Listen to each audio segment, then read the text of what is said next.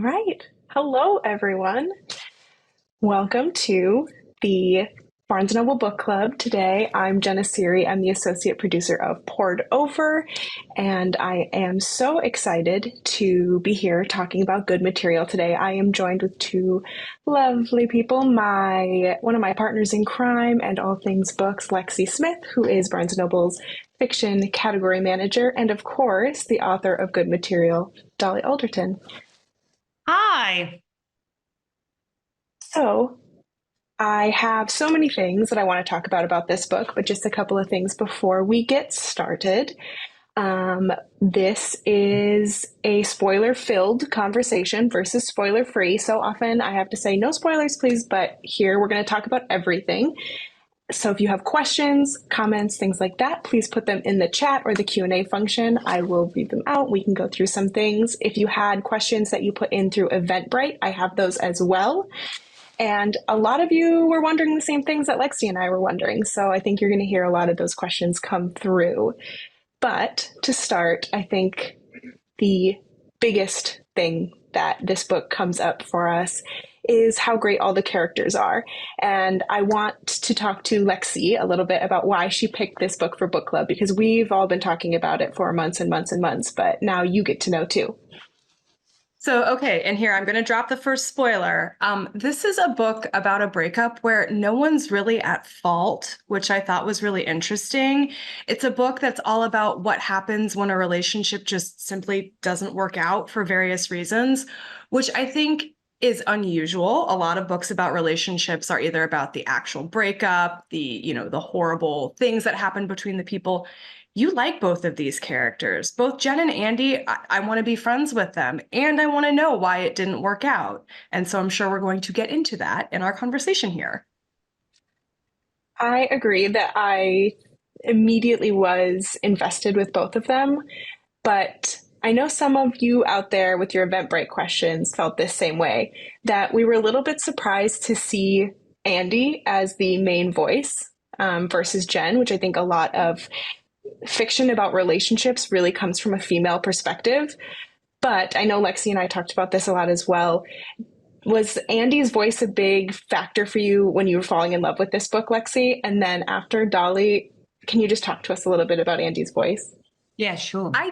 I did really love Andy's voice. I thought it was interesting, like you said, to get a book about the end of a relationship from the male perspective and to have it be the man who's wondering, why did this end? Who can't quite put his finger on why it's over. I thought that was super interesting. And you can't help but like him. Like, he's not a bad guy. He's just a little misguided. I'm glad that you feel that way about him, because I'm glad you were patient with him, because I wanted Andy to feel like everyone's friend during the most devastating breakup. I've been that person. My best friends have been that person. They are a nightmare. Like, being heartbroken puts you in a state of wounded animal defensiveness and childlike pettiness and deep insecurity and paranoia. And, it's like a frenzied state. So I wanted to capture all of that with him. And I wanted people to go on that journey with him of development, really. And ultimately, he does find some peace, and he stops looking for a definitive answer that he realizes maybe doesn't even exist to Jen, of why their relationship didn't work. And in terms of finding his voice, I interviewed lots of men for research. I interviewed 15 different men, male friends, male colleagues, husbands and boyfriends of my best friends, to just refine. Particularly, I needed insight of like how men interacted with each other when women weren't there, because I'd written so much about female friendship and the intimacy and ease of female friendship, but I just don't know much about male friendship other than like watching Judd Apatow movies. So I wanted to create that naturalistic. When men read it, I wanted them to see their own friendship groups reflected, and I wanted women to believe that he was a believable male narrator and feel like they were getting insight on how men interact with each other. So the research was really important. And then there was just, obviously, as there always is, you research, you empathize, you imagine, and you invent. Did you always I know that you, oh, sorry, Jenna. know Did you Lexie, always know that you were going to tell part of the story from a male perspective when you first started writing this book? Yeah, I knew I wanted to write a book about heartbreak. That was where the story began, from the subject. Um, and then I just felt like, I don't know, there's a whole parallel novel that I can see that I think would have been much easier for me to write. That would have been much more of an expected novel, which would have been, you know, my attempt at writing a version of Heartburn, of what a heartbroken, the insides of the anatomy of heartbreak for a female heartbreak, and how she processes it with her friendship group and everything she goes through internally. But I don't know, I'd just written so much about female pain and female emotional pain and female heartbreak. I didn't want to do it again. I wanted to challenge myself as a novelist and as a human, you know. And yeah, I'm really glad that I tried it a different way. It was a really, I learned a lot. As I said, I learned a lot as a writer and a creator, but I also learned a lot as a woman who historically has found men kind of confusing. I think that readers, I mean, from just some of the things in the chat and the questions, I think a lot of readers really appreciated the research that you did, that you were talking to men and to sort of getting that different perspective, because there can be sort of a narrow lens, I think, of like, especially a romantic book or a heartbreak book, of what we can get. And yet there's always two sides to a story. And I think it's really interesting to get that flip, especially since we do get Jen's perspective later on and we get to sort of see where they cross. Yeah, and I suppose like it still kind of is a woman's story, even though we only hear from a woman for 15, 20% of it. Because most women I know who fed back to me when they read the book have the same experience when they're talking to their male friends or their brothers about their romantic relationships, where you're getting Andy's version of what happened with the story. But most women readers are filling in the gaps before we even hear Jen's information that she's relaying. We know, we can see the things that Andy's missing out or simply hasn't seen. So in the end, it is kind of a woman's story, actually. I would like to say I knew that Jen was behind the Instagram profile Did from the you? moment I knew it, because that is such a thing that I have known my friends to do. I Yeah. knew it.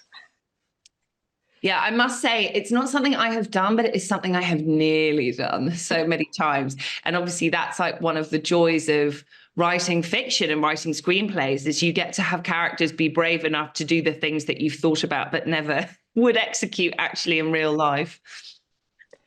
Um, Linnea here in the chat wants to know, and I think Lexie and I wanted to know, that how far in did you know you wanted to end it with Jen's perspective?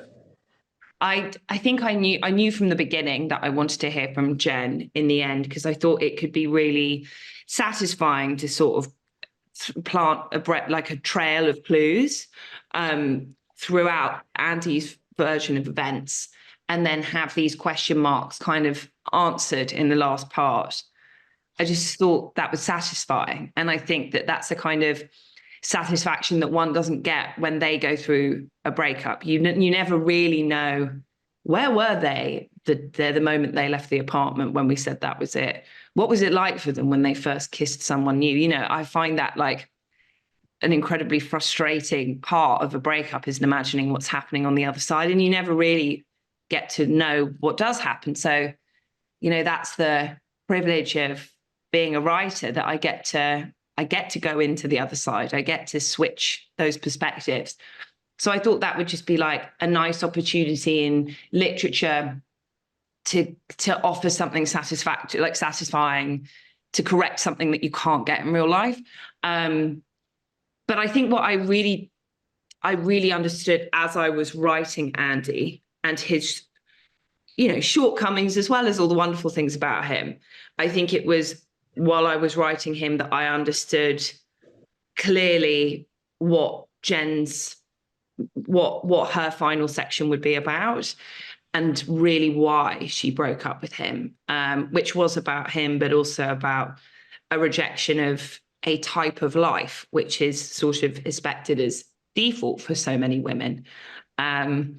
So I think she like crystallized to me the more that I wrote Andy, and I understood why she would have found the relationship so frustrating the more I wrote him. I think that makes sense. Lexie, do you want to talk about one of our favorite things that we were going through, which is writing about the aftermath of a breakup rather than a breakup itself? Yes, like that's one of the things I thought was the most interesting thing about this book is that we don't really fully see the actual breakup. It's really more about what happens afterwards. Can you talk a little bit about why you wanted to write about that rather than the actual devastation of the breakup? Because I think it's one of the things that makes this book so engaging. It's a really good question. Why did I choose to do that? It's so funny, as a writer, you do make all these choices without even realizing. Or someone really smart asks you in an interview. I think, here's what I think. I think that like when you're writing about the final conversation of a breakup, first of all, it would give to, what would have made sense if I began there, I suppose, because I begin like 2 weeks after that. I think it would relay too much information.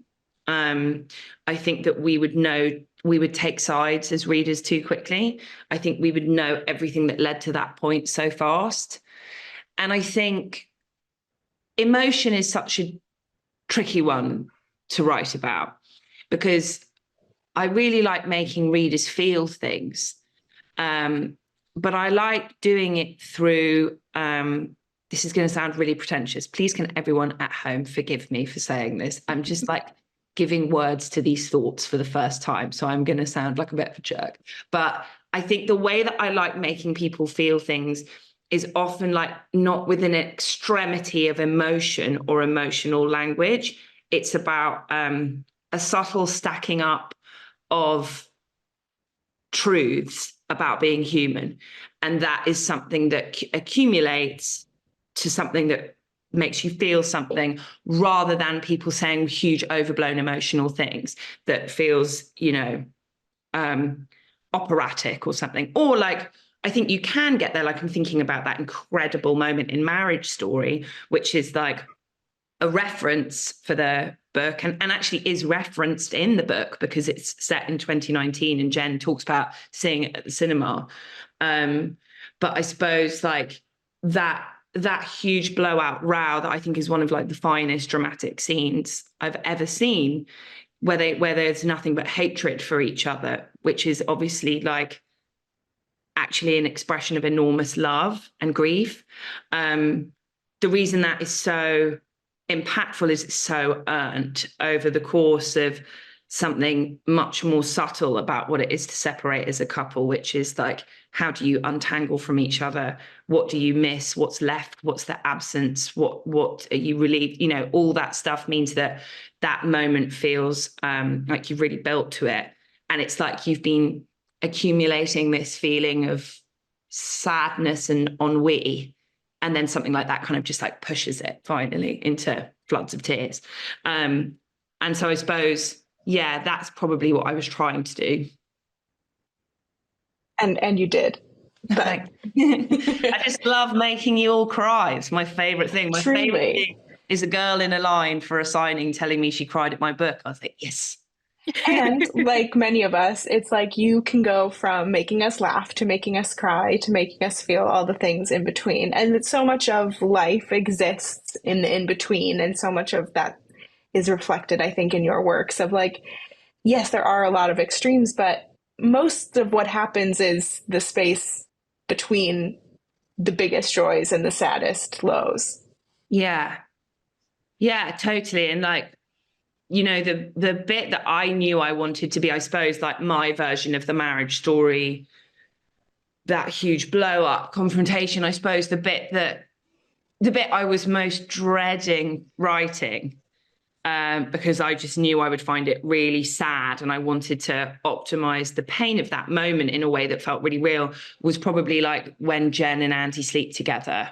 They have like one night where they reunite, and how there's this thing that you're taught about. I don't really believe in a lot of like rules about storytelling. But one of the things that I do think is really useful is that like third, like penultimate false ending, where you think that you've got to the end, and then there's this like prologue of story that often like reverses what you thought was going to happen. So you know, in a rom-com, it's like when you think that the person has left the city and then they turn up at the airport or whatever. I suppose like it's like a false reconciliation, and Andy feels so at peace and so happy, and like that was where it was leading. And then the next day he realizes with new clarity that that's never ever going to happen again, that was their final goodbye. And I think I really wanted, that was like the moment that I thought this could really mean something to people. That, you know, and as you said, it was about a million things that had happened in between their last breakup and this moment. That is the thing that builds that weight of emotion rather than any particular words. Another thing that struck Lexie and I so much when we were reading and talking, and with other people in the office as well, is the differences between breakups in your 30s versus like breakups in your 20s and when you're younger, and how this really captures that feeling of like when you're a little bit more established in life, like Jen and Andy are, or would like to think that they are, and then you have something that really disrupts where you thought your life was going. Yeah.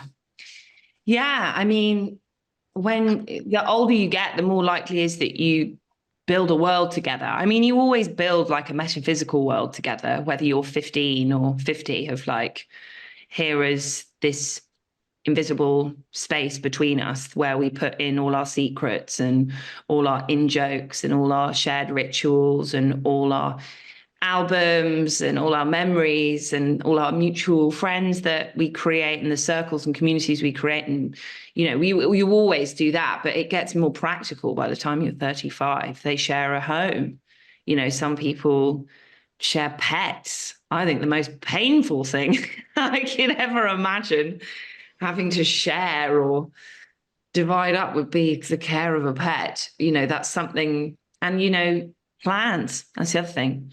Plans at 35 are much more concrete and much more discussed. They're not like that whimsical thing when you're at college where it's like one day when we have a baby or one day when we're married. It's like, you know, you really do put in the time in your mid-30s or early 30s. You really do put in the time and the emotional investment to imagine this prolonged life together. So it's a lot to lose. Definitely. I think one of the things that you sort of touched on is the shared friend group. What I loved so much about this book too was reading about Andy and Jen sort of navigating a breakup when you're both part of an established friend group. Can you talk a little bit about why it was important for you to write this? Because that really hit home for me. Yes, I think it offered lots of comedy because, you know, in the wake of a breakup, on whatever side you're on, a full sense of sanity and control is you want as much information as possible about the other person. Mostly bad. I think you mostly just want to know how sad they are and how much they're struggling with life. Yeah, so it's like that. I thought that offered comedy. I thought there was something like that lent itself to a Shakespearean sort of like that sort of classical comedy caper of people being told false things and the messenger getting confused and people being, you know, that like that enmeshment I thought could be quite funny. And there was obviously like a really interesting gender double standard there because Andy's best friend, Avi, is not really, he doesn't really understand the importance of that information. And he's not that invested in being in the politics of all that information. He kind of just doesn't want to get involved with any information. He wants to be completely diplomatic. Whereas Jen's best friend, Jane, there is this immediate prioritization of sisterhood that all of us understand what that is. That when Andy is saying to Jane, can you tell me everything you know about Jen? And is she seeing anyone? And Jane says, look, I'm on no one's side. I'm not going to tell I'm not going to, I don't know anything about Jen. I can't tell you anything about Jen. And anything you tell me, I'm not going to tell Jen. Now, I wanted the women reading the book to read that and be like, okay, not only does she know loads about Jen, that she's not telling him anything he says to her, she's immediately calling Jen and telling her, because that's just what we do for each other. That's just what we do. It doesn't matter, like, he's like her brother, but it doesn't matter. Sisterhood trumps it. So I thought that was quite good. And then obviously just from a practical level, structurally, I needed a hinge back to Jen. So because they're not seeing each other anymore, because they're broken up, and because I'm not an omnipresent narrator, I wasn't in the third person. So I needed to get to Jen, and I needed Jen's information. So Jane was a good hinge. Like I always think about, like, in season 4 of Sex and the City, I love that. I'm like, that show, it's this great show, you should all watch it, where Aidan and Carrie break up, and then like Stephen and Aidan are suddenly best friends in this completely unexplained way. And it's obviously just because the writers were like, we need to find a way to keep in touch with Aidan so Aidan can edge back into her life. But even like, I was thinking about Aidan being in And Just Like That. I don't think we even see he and Steve together, do we? We should. That's my note to the producers. So like, I didn't want to I wanted something that felt like as unengineered as possible. So yeah, that's why I did that. And it makes it a little bit of a horror novel to imagine that you're going to have to see your ex at functions and that they're never really going to be out of your life. Yeah, exactly. And in different phases of getting over someone, that means different things. Like Andy really holds on to that as something exciting and something promising at the beginning. He's so grateful that he still has that connection back to her, because all he wants to do is bump into her. And then as the story progresses, that becomes something very difficult for him. This is a question for both Lexie and Dolly. Did you have a favorite unhinged thing that Andy does in the wake of the breakup? Mine is the boat, obviously living on the boat, because I think I just love that masculine moment of like, yes, I will live on this boat. I will become a man of the water. I will do these things. And it is just immediately so bad. And it had me dying. Also, my dad's name is Bob, so I was really laughing about that. I really loved every interaction Andy had with the employee at the storage facility. Everything about that felt so true to life and also just like so hilarious and well developed. I loved it. Oh, thank you so much. I really did love the boat. I mean, the craziest thing is obviously when he goes to a therapist with a fake name and tries to imagine what Jen said about him to have his theory confirmed that Jen's therapist told her to break up. Like, it's so convoluted and insane. I really like that because it's like, I just loved allowing someone to be that insane. But in terms of how much I just loved writing the boat stuff. And I had a very good friend who did this years ago. And I remember like pocketing it and thinking, I can't think of kind of a better expression of the chaos of an interior life, that this feels like the only option, the only viable option to move on and to start your life again is to like move your entire life onto a canal boat, which you've never done before. And she stayed on it for, I think, exactly 3 nights as well.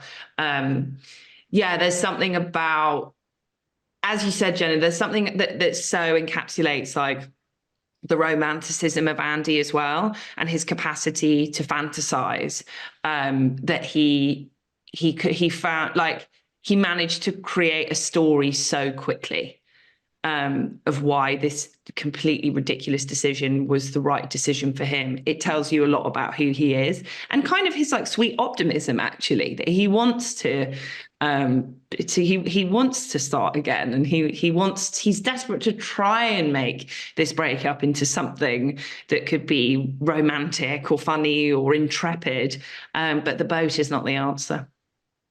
And I agree with Melinda in the chat who's talking about the bald photo album. I thought that was really a snapshot into the masculine mind where I'm like, I could see some of the guys I know being like, I'm not going bald, takes pictures of bald head Yeah, forever. I mean, I could see myself doing it. Like, I always think about what would happen if I were a man and I lost all my hair, because my family is a family of bald men. So, I always feel somewhat guilty flaunting my long locks around them. Um, and yeah, I had a bald consultant for the book who I interviewed about what it is to lose your hair. I think it's quite a serious business for men, and it's something that's obviously full of comedy, but I imagine it's incredibly difficult as well.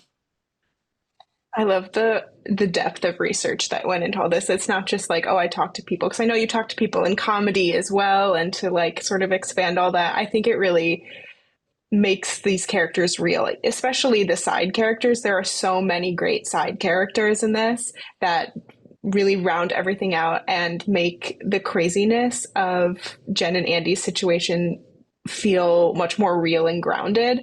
Like, personally, I love Andy's mom. I thought she was just like the sweetest character because she was really just trying to help that poor lost boy. Yeah. Yeah, I think I said to you, Jenna, when we've spoken before, that like the mum in my life is an Andy's mum. When I did the TV series of Everything I Know About Love, there was the parting speeches from Maggie's mum to Maggie, telling her everything she knows about love from the perspective of a woman in her late 50s, early 60s. And yeah, there's, like, this book is the most fictional thing I've ever written in my life. That none of it happened. No one is based on anyone, not even a scrap of someone that I know in real life really went into the characters and creating characters of these people. But the one part of my biography that I feel like finds its way into everything I write, like a sort of, I don't know, like this weird sort of talisman, is just a really wise and loving mum, because it's just like, I suppose, a way I kind of honor my own mum, because that's I realize how lucky I am to have had that. And I know exactly who Lexi's favorite character is. It's Morris. Can you talk a little bit about Morris? I love Morris. Oh, thanks. He was so fun to write. I really missed him the most when I handed the book in. Um, I wanted Andy at every corner, like day to day. I wanted him to be reminded of like the walking heartbreak, like the fact that any party that you go into, any street that you walk down, the likelihood is the majority of people carry a wound, either recent or historic, of a lost love. This is just something that's folded into the experience of being alive. No one really gets out of the earth without experiencing this extraordinary pain that we all just have to manage and move on, which is so strange for Andy to be confronted with that, whether it's like the cab driver who talks to him about the fact that he's, finds himself single very late in life, or it's his landlord who reveals that his wife ran off with his brother, or his mum whose husband left her when she had a tiny baby. It's like this thing that he had. Oh, and the other thing is, I actually had to put this in, but it became too written. But I hope it's like, I've always wondered if readers might be able to see it. The guy who's a real piece of work at the storage facility, he's going through a breakup. That, in my head, that's what's happening. Like, that's why he's being so awful to Andy, because he doesn't want to be at work dealing with the public. He wants to be at home crying and looking at her Instagram. So like, I liked the idea of, even though Andy feels like he's going through the most like unique main character thing in the world, like that he's in the star of his own great tragedy. The fact is, every single person he knows has been through it at some point. He probably just hasn't even realized. So I wanted Morris to be there as a kind of actualization of his biggest fears of what could become if he never gets over this breakup. I mean, I'm interested in how heartbreak affects different people, and the fact that Morris, it was the person he trusted the most, his brother, that was the thing he lost the love of his life to. that the way he metabolizes that is to never trust anyone ever again. And then the end of that thought would be he becomes a conspiracy theorist. And I've always just been so interested in conspiracies. I've just always wanted to write about one, and try to understand where that mistrust comes from and how it presents itself. So yeah, it's just like ripe for comedy. And I like crowding a world with, a diversity of people. And I wanted someone elderly. I hadn't written anyone elderly before. I just didn't want just 30 somethings. So yeah, that's why I chucked him in there. And it is all so funny. I have a plethora of questions here about writing process. And to sort of start that, something Lexie and I were really wondering too was if writing this book, writing good material, felt different from you than writing Ghosts in the past, and how sort of your process differed versus that, or some of your nonfiction. How did writing this book feel? So nonfiction feels totally different to writing fiction because its plot is dictated by the events of real life. So that's like the one thing you don't really have to think about. You have to think about how you streamline that and shape that and tailor it, but you kind of take your foot off the brake a bit because it's like, well, I can't really think about the structure of this because the structure was decided for me. But writing nonfiction comes at an enormous emotional cost. You feel very self-conscious. It's very scary. You're very aware of yourself in the words. You're aware of how you're perceived, even when you're trying really hard not to. It's a type of performance, I suppose. Whereas I don't feel that when I write fiction. I very rarely think about the reader when I'm writing fiction. I'm thinking about the characters all the time. So that's nice. I way prefer that. But then the thing that's obviously really, really tricky about writing fiction is the structure, and creating believable characters. So creating believable characters is like a huge amount of empathy, imagination, often in my case, research. And then structure is about concentration and about very meticulous thought. It's a lot of work. So in terms of like the difference between Ghosts and good material, I suppose good material is so far away from my life and anyone I know. Andy's a totally different job to me, different gender, different personality, different background. Everything's different. So it was how does that feel? I suppose the difference between that. I think it's a bit more freeing when it's really far away from you. There's less at stake, I suppose, because emotionally, because they don't feel like people at the beginning. So yeah, the further I get away from my experience with writing stuff, the better it feels. I mean, the thing that is always the thing that, like, the connective tissue between me and my life and the novels is always something emotional. So what inspired good material is I went through a heartbreak a few years ago where I just became a stranger to myself. I just went so utterly insane. So it was that feeling that was the thing, that was the springboard, rather than any events or any people. And with Ghosts, that was exactly the same.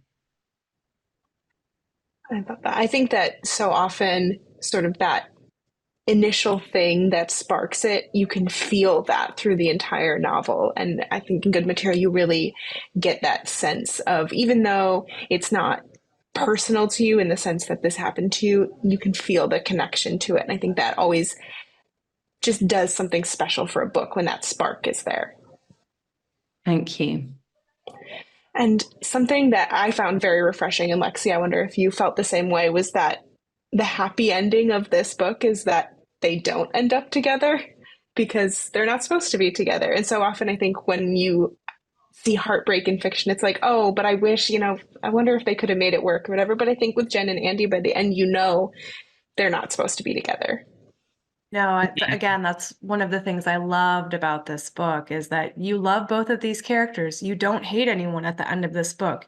You do realize they're not meant to be together, that their happy ending is going their separate ways. And I'd love to hear more about what made you choose to write an ending like that. One day I'm going to write a book where the couple ends up together. I just can't seem to do it. I can't seem to write a really sort of optimistic love story. Although I would argue, as you said, that there is something really hopeful about both of their stories. But it's about them as individuals rather as them as a couple. Why did I do it? I wanted both of them to feel really happy they'd loved each other by the end of it. And for it not to have felt like any sort of failure, that they didn't end up together for more than 4 years. And I wanted them, I mean, I suppose that overarching message of the book, which is kind of the same message of Everything I Know About Love, which I've only realized since I've realized that the responses I'm getting to everything to this book is very similar to the emotional responses I got to the memoir.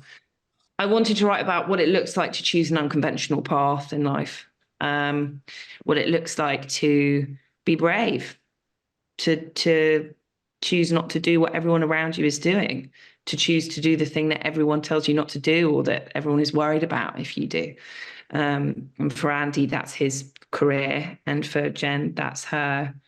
Well, it's her career as well. But it's about her home situation and her romance situation and domestic situation. I wanted to see people being brave and feeling really empowered by that. I love the way that I felt when I finished reading this book. And I bet a lot of people had that same thing of just like, okay, I actually think everything's going to be okay, which is a surprise when you're reading a book that is entirely about two people falling apart during a breakup. But then you're like, oh, no, it's going to be okay. Good. That's what I wanted people to feel.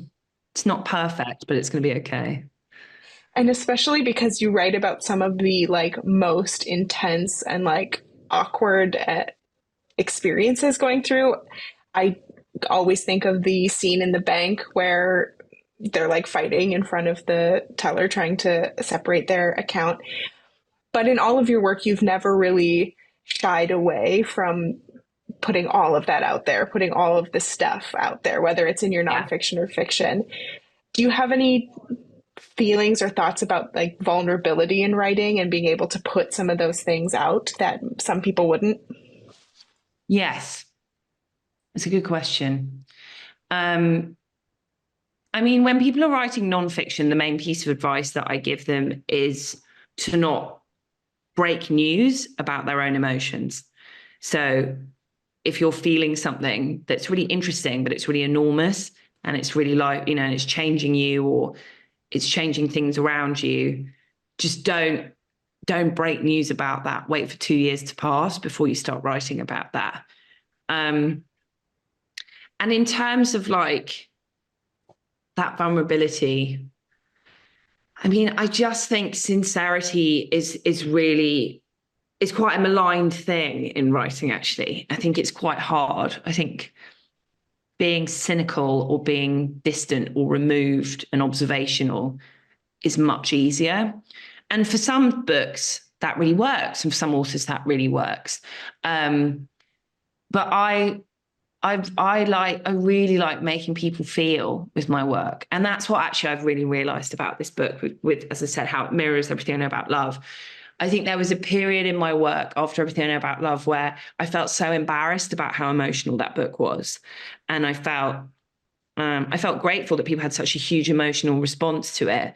But I was like, I wonder what it would be like to make work where the response isn't people coming over to me to like clutch my hands and cry about their divorce. Like maybe what would be the higher thing to aspire to would be to write a book where people wearing brogues and carrying tote bags do this over their glasses and they say, that book really made me think. But actually, I don't feel that anymore. I feel like there's a real, I like making people feel things because it means that they've identified with something that's truthful in the book. And that's that's an intellectual thing to aspire to. That's not a cheap thing to do in your work. I think there's this idea that emotion is cheap as a cheap byproduct of writing rather than rumination or debate or something.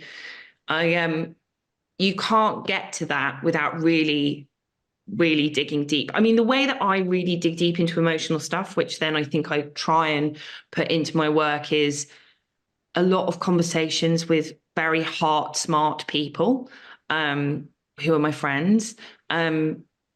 Therapy really helps, I think. It's a moment of meditation every week where I'm trying to empathize with myself as well as others around me. It's like, it's difficult writing an emotional book. It does inevitably, whatever you're writing about, you're thinking about your own emotional experiences, and it can be challenging to empathize with people like Andy who feel like they're frustrating or quite hard to understand and empathize with at times. But it's worth it. But you have to do like some deep work, I think, and you do have to be brave. Because as I said, it was like, I think it feels like emotional writing isn't brave writing, but I think it is. We certainly agree with you. Thank you. Yeah, Sorry, that's a bit of a tangle of thoughts there. no, I think that's something that we've come to a lot with this book is that it approaches so many different things with humor and heart and so much, and yet you come away with it knowing that you've just kind of touched on something special and that it's connected with so many readers. I mean, not only the people here, but, readers in the stores and across the country have really been, falling in love with Andy and Jen separately because not together. But, it's something really special. Lexie, is there anything you want that I didn't touch on that you were hoping I would get to? We covered all of my questions and so much more. This was so lovely. Yeah, Also, I was trying not to distract myself because even though I'm a woman and I'm meant to multitask, I literally can't. I can't even like eat an egg sandwich and have a conversation. So now I'm finally looking through all the lovely messages in the little chat box, and they're just like really lovely comments that you guys have written and really nice questions. And just thank you so much for engaging so much. I feel it's lovely reading these. it's such a good experience for all of us as well to have this sort of conversation and all these things, especially when it comes to such a great book and these characters, and leaving it going, I just hope they're doing okay. I think I say that so much about books that I'm always just like, I want to leave this kind of thing going, I just hope they're doing okay. Oh, that's so nice. Do you know what? One of the tests for me when I get to the end of a book and I'm like, how much did I really enjoy this? How much did I really care? And how real were these people? Is I did it recently with a novel. I did it with Curtis Sittenfeld's novel, Romantic Comedy, is I put the book down and I immediately Googled the names of these fake people. And I didn't even think about it. I just like wanted to know. I needed more. And I was like, wow, that's a good novelist. Yeah, I could definitely see myself like at a children's birthday party with the whole friend crew and like of this book and just watching all the interactions. So I definitely wanted to be a part of this friend group after reading the book. Yeah, good. Same. That's lovely. Thank you. So I also I think just want to not to get too Oscars about this because I realised the Oscars is actually this weekend and not now on this Zoom. But I also just wanted to thank Barnes and Noble so much because you've been so supportive of this book, and your readers and your customers are just so engaged, and it's an amazing community. And I'm still like such a baby in America as a writer. People are still really getting to know me and my work, and I just feel so appreciative for the support and the celebration that you have shown me. So thank you. Of course, and thank you for good material for all of this lovely work and for joining us today. Thank you to all of our participants for your engagement and your lovely questions. This was great. Lexie will be back here next month for After Annie, right? That's how time works. Yes, keep an eye on the events page for that. And we're really looking forward to having more conversations with you all. Thank you so much for joining us, Dolly. This was so lovely. Thank you so much. Thanks, everyone. Bye. Thank you all Bye, for being thank here. you.